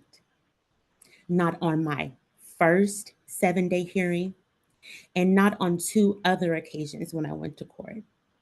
So I believe it's systemic. Thank you. Ms. Arn? Thank you. With my particular problem with that part, it was really both altogether. Everything, the poverty, the racism, and the fact that my son was injured at birth. First and foremost, they was upset because I was educated. I'm a Black woman who's educated enough to go file those civil suits. That's where it started at. And they wanted to hide the medical malpractice. So every time we would either get a step ahead within his medical treatment, or anytime we had a problem with a doctor, or anytime I had to file a civil complaint, they came to the door. I have the paperwork versus each visit from 2014 all the way up to 2017. So then once they took my kids, I was told that I'd never get my kids back. The problem with them actually violating our rights due to my financial status and my skin color, it was the fact that they took advantage of us being under Medicaid and being on HUD. To them, since we gave you this apartment, whether it's mold in it or not, you're going to live in it and you're not going to complain about it. So every time you complain, we're going to come out there and see you and your children and threaten to take your children from you. Every time you file a complaint due to medical negligence or medical malpractice, we're going to come out there, visit you and your children and threaten to take your kids from you. So it was definitely authority and private and power over poverty, disability, and being poor and Black. Thank you. I'm sorry. I was going to have to cut you off. We're really wanting all of our committee members to have an opportunity to ask a question. I have just received notice that if each committee member can ask one question to one specific panelist. so that we can ensure that everyone have an opportunity to ask a question. So now I will go to Mr. Stephen Green. Okay, I will ask one specific question to one panelist, but first say I really, really, really appreciated everybody's testimony. I'm seeing your photos, your picture. I really thank you. Thank you. Really appreciate it. So my question a little different. One of our earlier sessions, we heard that, if I'm not mistaken, a majority of the cases in the system are actually classified as neglect, not abuse. And one thing I just honestly, on like just kind of like a logical level, don't get is like, if your problem is neglect, like how are you going to neglect some child like during, hey, you get to meet him for 2 hours? Like, how could that possibly any harm? I get abuse and I get why that needs to be monitored. But if you're saying, oh, they didn't provide good enough home or this way, and it's just like this thing of like, but wait a second, like how could this possibly go wrong? So I think, because I'm curious for Ms. Middleton's take on this, because I'm not quite sure if, you know, in your home life you were experiencing abuse or neglect, or both, but you know, from your perspective, and you talked about some of the difficulties with this, just in terms of these visitations, and you know, how the rules about that make sense or don't make sense, especially with situations of abuse versus neglect. So that's my question, if it makes any sense. Yeah, so let me make sure I'm understanding your question. You're trying to understand, because there is a huge spike in terms of like the statistics around neglect for most children, trying to understand like. Well, I guess I'm trying to understand, like, I get why you need these careful, monitored, supervised visits where there's allegations of abuse. But honestly, I don't get it why, when there's allegations of neglect. And I wasn't unclear from your situation whether you came from a home where it was considered abuse or neglect or both. Yeah, it was And, both. you know, and how you felt from, you know, your perspective of these visitations, and whether they were too limited, whether the amount of oversight was appropriate, et cetera. Just kind of, you know, what your perspective on that would be. Yeah, I so it was both. Like there were some instances where the oversight, I think it was just like social worker coming in, trying to check a box and get out of there. So it was too little in terms of like her not taking enough time to really sit with my family and like see what was up. But then also I'm like, you kind of got to be strategic, because my mom ain't no dummy. Like she's not going to sit here in front of you and like knock me out or like do something neglectful like while you're sitting here. You kind of got to be a little bit more mindful and strategic about that, which is hard when you're still trying to be family centered at the same time. But for the social workers who were more thorough about it, I mean, they did take that type of approach, whereas they were taking more time, even though we know like this is after hours, they're coming in and spending time in our homes and asking particular questions that won't set my mom off, but kind of like get the answers that they want. And they can kind of, you know, for the gist of it, because it's like you can kind of look at the kid and they're kind of looking at you like, help me, without saying it. And so like, yeah, I just think it, for me, in my experience, it was more of the social workers who were strategic in terms of how they spent the time, and they weren't limited. It wasn't a box checking. It was more thorough. Thank And you. if I could, the neglect, I'm sorry, let me just add this a little bit. The neglect. Okay, if you can take 5 minutes, please. Less than that. The neglect Okay. implies disability. And so when you have a disability, you have a therapeutic home, which is finance driven. And that's why I say this is this should be a RICO investigation, because basically the monies come in with the child who has a disability. If you look at the numbers, if they provide the numbers about the number of children who are disabled, have autism, developmentally delayed, you will find that that is high, and it's easier to prove that, or to imply that the mother is unfit to care for that child's special needs. And I think that's why. Thank you. Jonathan Guzet, your turn. Thank you, Chair. Well, I guess I'll ask a question, if I may, to Ms. Rushing. And but before I do, I just want to assure you, I do take your testimony very seriously. I've taken everybody's testimony seriously, and I find a lot of it extremely moving. But anyway, my question is, you mentioned that this all started with, you made a call to DHHS that you've regretted ever since. I'm just curious, what was the call about? Yes, thank you, Mr. Guzet, and I'm glad that you take our testimonies very seriously. The call that was reported was, if you heard my husband testify, it was sexual. It was inappropriate touching. And other things to my 10-year-old daughter. And so I made that report like I was mandated to do. And the investigation took 8 months when we know investigations should only take 30 to 45 days. So for 8 months, and not to mention home visits stopped at our home February, March. So from February, March till July, we had no home visits. Matter of fact, our house was even deemed safe.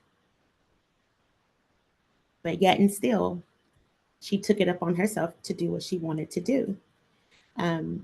Of course, we had a CFT meeting prior to that.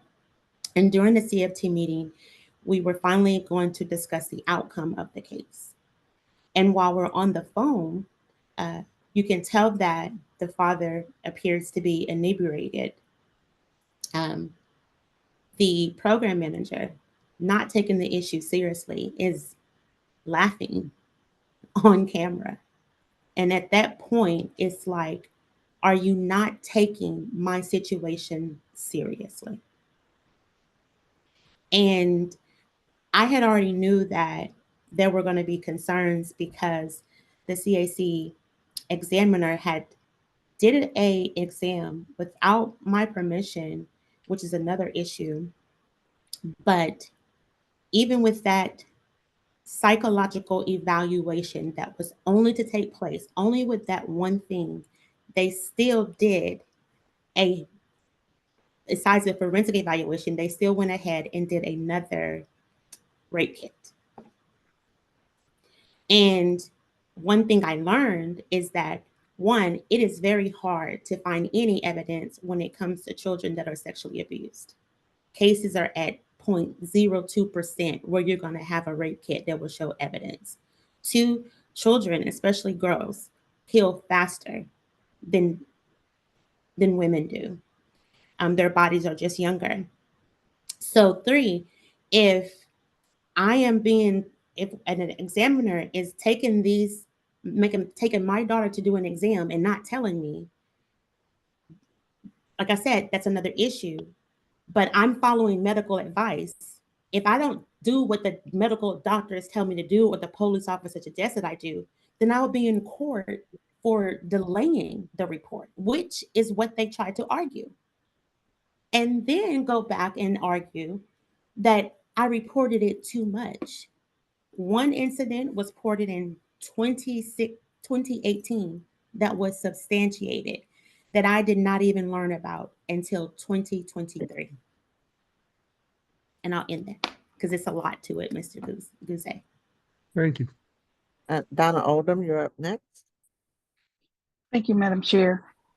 First, let me thank all the everyone for sharing their testimony and their truths. And my question is for Ms. Hawes. And my question, Ms. Hawes, is your son receiving counseling and therapy as a sex abuse survivor? He is currently in preparation of that. He did not want to do it early. He was willing to give the statement, but now I think after 2 years, he has agreed to therapy in addition to getting the mental health for his IEP so that he can be more successful in college. So it's all encompassed under one umbrella, how we were able to nudge him into that direction. But initially, he did not want to talk about it initially. But I think that he has a new provider, and he's a great guy. He's an African-American medical provider who they have a great connection, and I think that he worked greatly with my son to make sure that he gets all the care that he needs, and he's making sure that all the boxes are checked. So it's new, but yes, we're in the process. Okay, thank you. Thank you. I will go to Catherine Reed next. Thank you, panelists, for your very important testimony. Really appreciate you speaking to us today.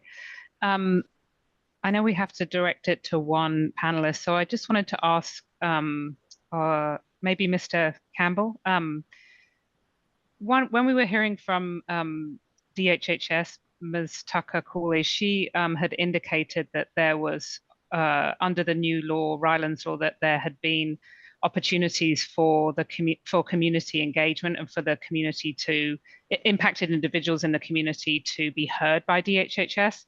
It doesn't sound like that has been the experience here. I just wanted to hear from you your thoughts on how DHHS could do a better job at the kind of big administrative level of listening to impacted families so that they know how to reform the system from within.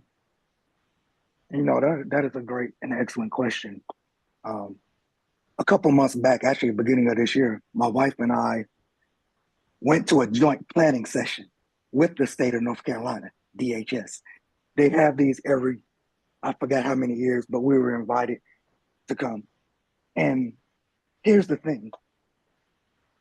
You have to teach, you have to train people different, because you have to realize that these people are trained to manipulate children. And I noticed that they need to be more aware of instances just like what happened to my family. You know, I made a comment in that session when I was invited, and I stated, you know, say when a child commits a crime, right?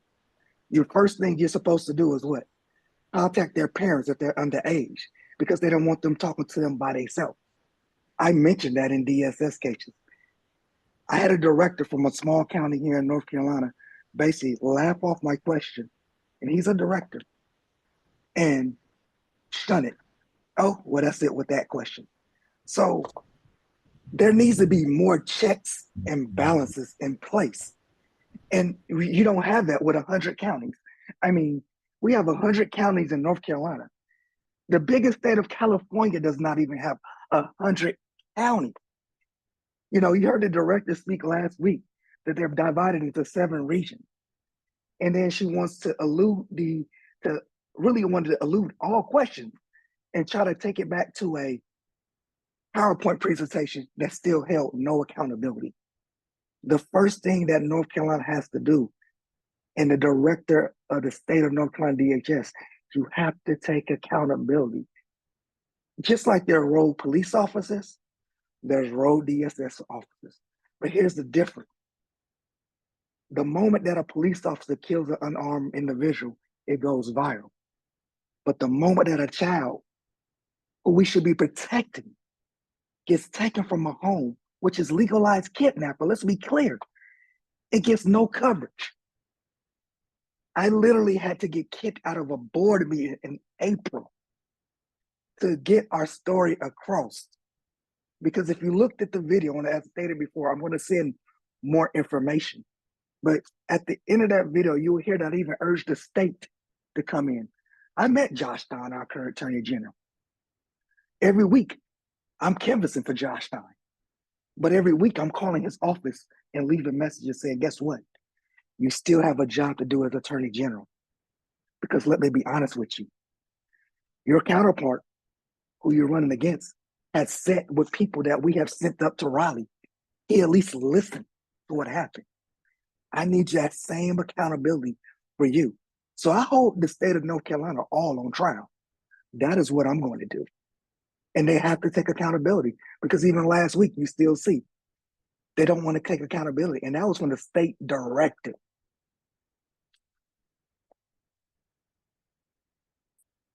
Thank you, Mr. Campbell. Gregory Wallace, you're up next.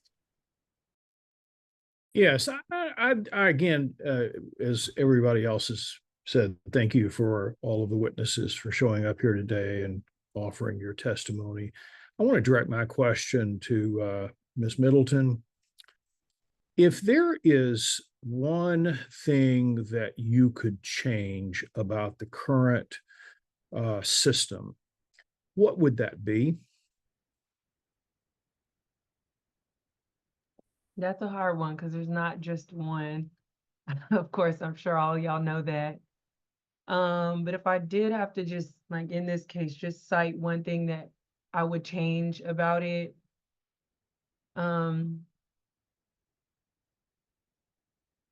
I do feel like for the kids that are in care, like for whatever reason they got to be there, we need to have more like activities for them to do. Because and when I say that, I'm talking about like, I don't know if any of y'all are familiar with Say So. It stands for Strong Abled Youth Speaking Out, and it's a youth-led organization. I've been involved with it since I was 12 years old.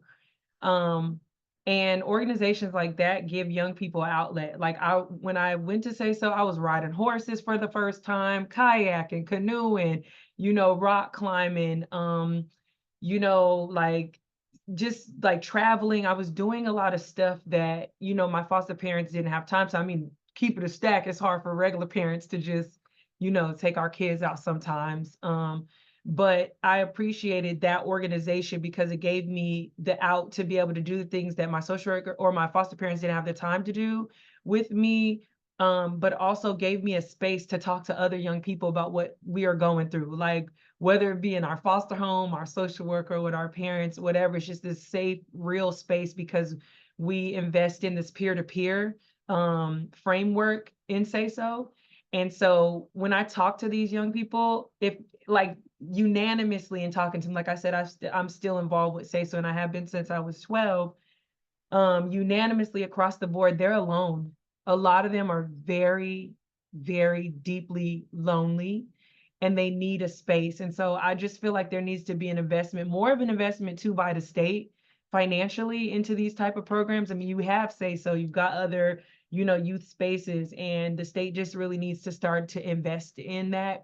And then to tag on that a little bit more, there needs to be a huge investment in having more social workers that understand, again, like this family-centered concept, like because like was mentioned up here, a lot of times the people see like the child as their own entity or the children as their own entity, and then you see the parents and they're a family. Even though I didn't live with my mom for a long time, I still love that lady.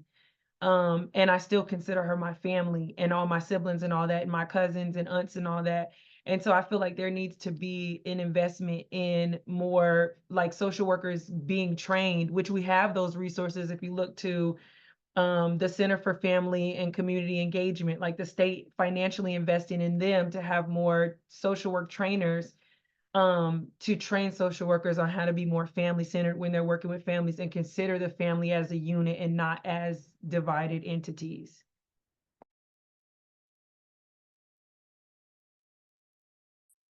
All right, thank you very much. I would like to thank everyone again, all of our panelists for presenting at today's web briefing and for the committee's engagement. We will now transition to public comment. We have a very short amount of time. We did want everyone to have the opportunity to share their comments. We will now transition to public comment if we run out of time and members of the public are interested in sharing their comments. Please remember we will continue to accept written testimony until September 23rd at lschiller@usccr.gov. As a reminder to committee members, we will have a brief business meeting. Before we begin public comment, I'd like to remind committee members that this is an opportunity for us to hear from the public. This is not a space to engage in discussion or substantive questions. If a committee member needs to make a clarifying question as of a public commenter, please raise your hand, and we will decide at that point whether you are allowed to ask your question. Please note that USCCR is not an enforcement agency, and the committee's primary task is to send recommendations to the Commission on civil rights topics. The public comment section is intended for any member of the public to share their thoughts or experiences with us related to the topic at hand. This is not a Q&A session. We're required to obtain the legal names of anyone providing public comment. To provide a comment, please raise your hand in Zoom. You will have 3 minutes and will be given a heads up when your time is almost up. Please do refrain from degrading anyone. If needed, we may intervene to redirect the comment to the topic at hand. After a warning, the chair has the right to mute anyone. Also, please know that if you have previously shared comments, we will prioritize those who have not had an opportunity to speak. I now call on staff to assist with public comments. Staff will call on and inform members of the public when to unmute.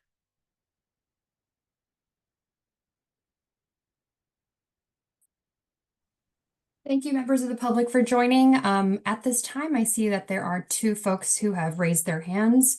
I will go ahead and call on Angela Burton, who will be our first speaker. And if I can invite Liliana to bring up the timer, and she will signal when you may begin. Hi, good afternoon. Can you hear me? Yes. Good afternoon. I appreciate the committee's deliberations and having this opportunity to highlight this particular issue. My name is Angela Burton. I am an attorney in New York. I was engaged very insistently and diligently with the New York committee investigating the impact of child welfare, family policing on Black children in New York State. Mr. Gadsden's question earlier about whether the disparities and disproportionalities or targeting that we see in the system have to do with either institutional racism, systemic issues, or individual prejudices and impact, I think it's the wrong question. The question is, the answer is clearly that it's both, but the larger question and the larger answer is that the system is designed in order to encourage and facilitate the targeting of vulnerable and marginalized communities.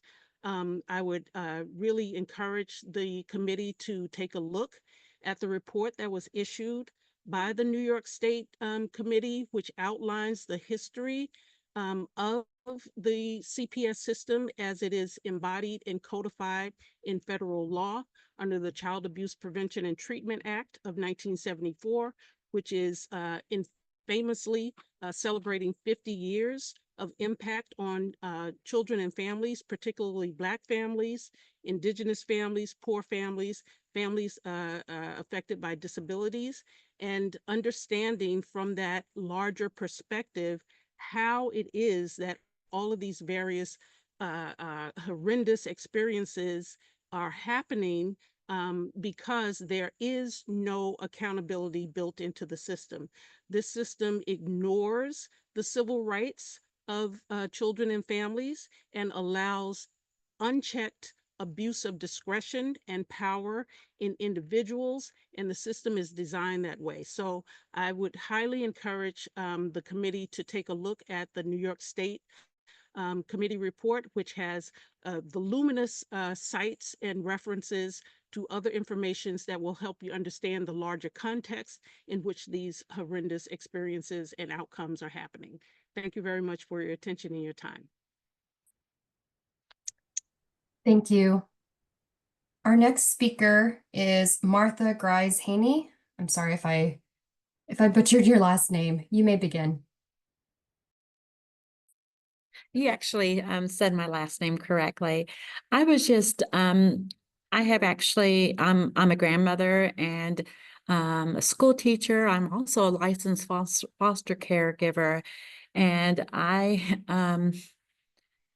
was called one morning to go pick up my grandson because my niece had given birth to a son, and he was born exposed to drugs.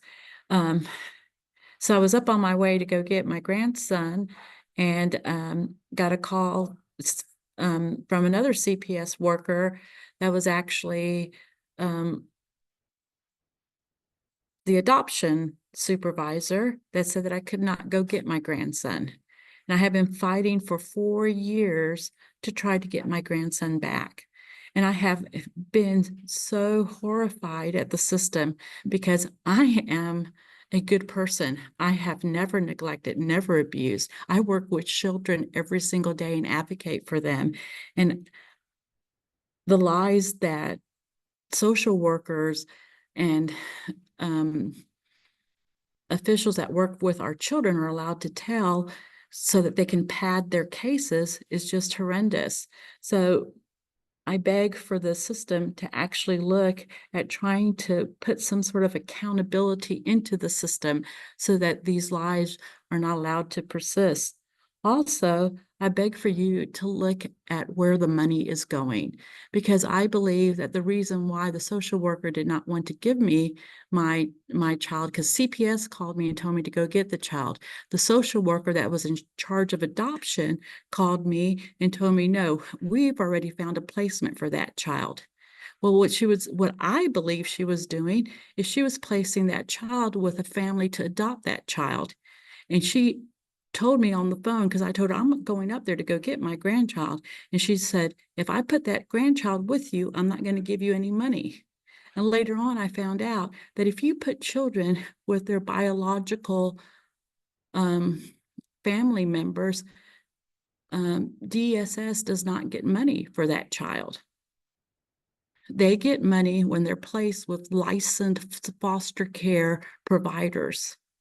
So I beg of you to follow the money and see where the money is being placed, because I think what DSS is doing is they are putting these children with strangers because they get more money from the federal government to put these children with those strangers. And that's all I need to say. Just please take our children into account because they have families that love them. Thank you for your comment. Our next speaker is Amanda Wallace. Amanda, you may begin. Thank you. So this has been a powerful 2 months of testimony on the issue of family policing. Throughout the panels, the committee has heard from those most impacted by this issue, and I want to affirm these experiences because experience trumps data any day, especially when the data is flawed and hidden behind the veil of confidentiality that this system has created. But this committee is now in a position to go to work to support families in North Carolina, and you have 2 paths. You can go down the same path that has been followed for centuries to give the system more money and train their workers and hope for the best. Or you can go down a path of abolition, where this state divests from this harmful system and invests in communities. The second path is the only way forward. The only path that will free the children currently trapped in this system and prevent more families from falling victim. But what we hope this committee understands is that this system is not about protecting children, but instead is simply a money-making scheme, a scheme that lines the pockets of those working for this system. It's unfortunate that society believes that this system gives children a chance. A chance at what? A chance of life without their family or connections to their foundation? You can't give a child a chance without investing in the whole family. We often hear about substance use and domestic violence, which are not root causes, but instead consequences of a society who invests in the destruction of families versus investment in families. But in closing, I really want to raise up Taiva Pollard's name, a child who this committee has heard of time and time again. A child who was kidnapped in New Hanover County when she has generations of family who were and are still willing to care for her. Again, this committee has heard from her family. Taiva should be home. And when this committee is thinking of recommendations, think about this child, this family, because the recommendations should create a pathway to free her. Families, stay strong, stay vocal, and keep fighting this system. Your voice matters in this fight, and your collective voice is what is needed to dismantle this system, the system that is rooted in slavery and the continuation of the sale of children. Thank you. Thank you for your comment. Our next speaker is Bashira McDaniel. You may begin.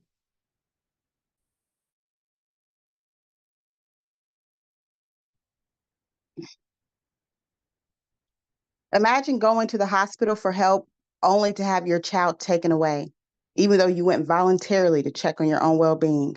Imagine spending 2 years fighting in court to prove that your mental health is clear. Imagine the doctors confirming your well-being, but CPS still overriding their expertise. Imagine having a loving, supportive family, an ample amount of friends who stand by you, only to be dismissed and excluded from the court proceedings. Imagine all of this happening simply because you sought help for yourself. Ironically, if I had chosen to ignore my own needs, I might have never experienced this ordeal. The documents even said that my child appeared healthy and cared for. Reporters wrote that my child was taken, when she was taken, that there was nothing wrong with her. Why was my child gone from me for 2 years? Why was my baby put in foster care? Why was the law ignored, family over fosters? Why was she passed around from unstable home to unstable home when I had provided ample resources of true family support? Why does she have to go through the trauma of being torn from her mother and be confused like this? And that's what hurts the most, thinking of what she was going through. And of the many stories I've heard and my own experience, it appears that this family policing system doesn't want to take accountability when they make mistakes. The pain of knowing what my daughter went through, the confusion she must have felt, it cuts deep. To add insult to injury, throughout my fight, I had social workers fabricate entire stories to make a case against me. To this day, this is still flabbergasting. This is not a rare experience. They're known to lie all around. I missed my baby girl's first step. I missed her first birthday. I missed countless precious moments that can never be recaptured. And we are still healing. These scars run deep, emotional, and psychological. It's crucial that social workers be held accountable for their actions. There needs to be a system in place to investigate allegations of misconduct and ensure that they are not lying. CPS often makes mistakes when it's clear that a child is safe and well cared for. They should not be kept in foster care simply because it's the easiest option. They need to take responsibility for their errors and prioritize the best interest of the child for real. That's all I need to say. Thank you for your comment. We have time for one more speaker, and that's Christina Laster. Christina, once the timer is up, you may begin. Hi, my name is Christina Laster, and I am with the National Action Network. I am one of the national education directors. It is a civil rights organization under the leadership of Al Sharpton. I would like to, first of all, ask if civil rights organizations are able to send in the recommendations that we have for the commission to take a look at as well. And if you can answer that when I'm done, that would be great. This is a deeply pressing issue, and one that directly challenges the principles enshrined in the Universal Declaration of Human Rights, which the U.S. proclaims to respect, and has reaffirmed that by Executive Order 13107. The issue that I see at hand from being in all of the meetings is the disproportionate targeting and removal of Black children from their families by the child welfare system and child protective services system. They talk about reform, but forming something over again that is functioning in the way that it was intended to function is not the solution. This practice that has been described by the impacted families as a form of modern day slavery is a flagrant violation of the equal protection under the law that is supposed to be guaranteed to individuals regardless of race. We will definitely be sending in our list of recommendations, but I'd like to recall that people in Texas didn't understand that they were free from slavery, and that's why we think about Juneteenth. It's as if the child welfare system has not gotten notice that caste systems based on race and that bonded labor of children and the attack on families, Black families in particular, has ended, that this practice should not exist in this country. And so if you could please let me know if we're able to, along with the letter, submit a list of recommendations, then I will definitely finish this codified in writing to your commission. Thank you for your time.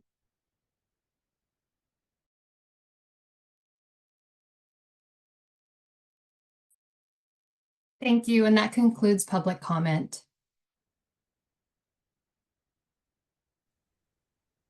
All right, I would like to thank all the committee members and members of the public who participated today. Please email any written testimony and any questions regarding today's briefing to L. Schiller, LSHILLER @usccr.gov. We plan to have a fifth panel in September.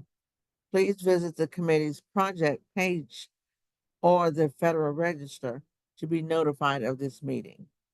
We hope you are able to join. Thank you all members of the public. You are invited to stay on the business meeting portion of today's proceeding. We will now go into our business section. I would first like to announce that Patrick Mency resigned his committee membership due to scheduling conflicts and professional commitments to his clients. We're receiving a lot of written testimony and supplemental information, so please be sure to review them when you have time. There's lots of information on monday.com. Let's see. Panel 5, we did have a few people that suggested members, well, people that could be invited as panelists. Stephen Green suggested that we hear from a prospective judge. Marcus agreed with Stephen. Mercedes, who is not present currently, suggested that we reach out to a juvenile certification judge. Jennifer Lechner, who I do apologize, I did not have an opportunity to call on her for her question. She had to leave. She did suggest Judge Ashley Parker in Wake County as a possible panelist. John Guzet hadn't heard from anyone, but he had reached out. Thank you, John, for your efforts. And Catherine suggested that social workers who are first point of contact be a part of that, of our panel if possible. We typically allow 30 days following the business meeting to accept written comment. Chair Wright, this is Anna Yeah. speaking. If I can interrupt, I can provide some updates regarding panelists because I've done some preliminary outreach to them. I've reached out to Judge Ashley Parker, who is available to participate in a fifth briefing. I've also reached out to Ginger Rhodes, who's with Ray's Foster Reform Coalition. She is also available to present. I believe she's the founder of the organization. And so that would satisfy two of those missing perspectives that members had requested in the last meeting. Both are, and as you all know, we polled you for your availability for a fifth panel. We narrowed down the dates and it looks like the majority of members who are available, and along with the panelists who are available, they can present and we can host a fifth briefing on September 27th at 12 to 1:30 p.m. And so as a matter of formality, we would like for the committee to vote to approve the panelists as well as the date to hold that fifth panel. And so I'll just leave it to you, Chair, if you want to open up for a quick discussion. We have a couple minutes, or if members would like to move to accept the date and approve those panelists. Yeah, thank you, Anna. Sorry for that, moving at a train's pace. If there's any committee member that has an issue or would like to discuss September 27th or any discussion concerning the panelists that Anna discussed? I will open up for discussion at this time. I'll go ahead if I may. First of all, thank you, Anna. And that all sounds great for September 27th, I will say. Also wanted to note that with regards to what you said for September 27th, you suggested a 90-minute meeting rather than a 2.5-hour meeting, which sounds great to me.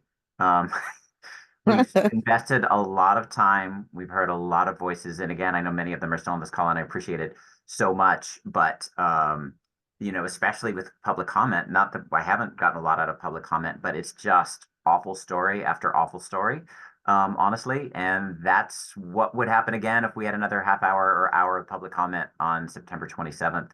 So, I don't know if we have to have some or not, but at this point, I'm really looking forward to hearing, especially the judge's perspective, but do appreciate the idea in theory of keeping things a little briefer. I'll be honest. Yeah. Any other discussion? Chair, I saw that I assume it's the legislative aide for Representative Donnie Loftus. I see that they were on the call today, and it just reminded me that, you know, we're really trying to get a representative in the state legislature who's, you know, worked on Rylan's Law or is invested in the child welfare system as sort of a focal point of their legislative work. And so I just wanted to lift that up again, and maybe starting with Representative Loftus might be a good opportunity. But I'm a support of everything else, the date and everything. Okay, now that would, if we, Anna, I'm going to reach out to you because you will need time to reach out to the representative. Would that have any effect on September 27th? Oh, it would absolutely change, considering, and you know, I wanted to discuss this at the next briefing. I wanted to go over your timeline, but just in short, we have a very tight timeline to complete, you know, a review of the testimony and, you know, have enough time for the committee to debrief what you've heard, review the material, and then draft a report based on that information. So as much as possible, and we've provided in the past some timeline on when to submit recommendations for panelists. And so I suppose as a way to kind of reconcile with that, we can reach out to the representative to submit written testimony so that we can receive that particular perspective, if that is fine with the committee, instead of having a live testimony. Yes, John. We do have to wrap up our oral the testimony that we receive after. Well, this next one has to be the final one. Okay. John. Well, Anne, I just wondered if you could ask him if he could be there on the 27th, and then exactly. If not, go for written testimony. Certainly, we can do that. I can do that. All right. Any other discussion? All right, hearing none, I will make a motion that we continue with our 5th panel discussion on September 27th between the hours of 12 and 1:30. All in favor? Aye. Aye. Aye. Aye. Any opposed? Okay, I have a net. Okay, hearing no opposition, I will move that the panel discussion for our 5th panel will be held on September 27th between the hours of 12 and 1:30. Next, we will vote. I will make a and I did not ask for a second. I'll be the second on that, Chair. Thank you. Trying to get through it. Okay, thank you. I will make a motion on for the 2 panelists that Anna discussed, Judge Parker, and I don't recall the second name. May I have a second? Thank you, John. And now, all in favor, aye? Aye. Aye. Aye. Aye. Any opposed? Hearing no opposition, we will move forward with Anna reaching out to the 2 panelists that we just approved for her to reach out to. And I don't know if we need to stop now, Anna, or move forward with the deadline period. Shall we just We stop can, here? yeah, and we can stop now, but I do want to, I noticed that Representative Loftus raised, is in the, I'm wondering if we could just cut straight to the outreach right now, if it's possible, with the 2 minutes that we have left. So I'm going to go ahead and unmute Representative here just to ask availability, if that's fine with everyone with the 2 minutes we have left. Yes, so we can at least know his availability. Good afternoon. Good afternoon, Representative Loftus. Thank you for coming on. This is a very critical issue that my office is focused on. I will make myself available to support this and submit written testimony or information. And if possible, I would certainly like to be included in the in-person get-together September. I would be honored to be there. Thank you. Thank you, sir, very much. So Anna, we have three. So we will have three panelists. Is that correct now? Yes, it'll be a very tight schedule. So I will reach out to your office, Representative. Thank you. Chair, I'd like to move to accept Mr. Representative Loftus to be at that next panel. I second. All in favor? Aye. Aye. Aye. Any opposed? Hearing none, we will include Representative Loftus in our panel discussion to total a total of three panelists for that discussion to be held on September 27th. I'm looking at my time. We're going to run out of time. We have got 1 minute. Is there any, and thank everyone for your questions, for your attentiveness. And for those panelists, thank you for everything that you're continuing to do. And we all, I'm sure, wish you the best of luck in your endeavors. And the time reaching 3:30, I will now adjourn this meeting. Thank you. Thank you. Enjoy your weekend, everyone. Thank you, you too.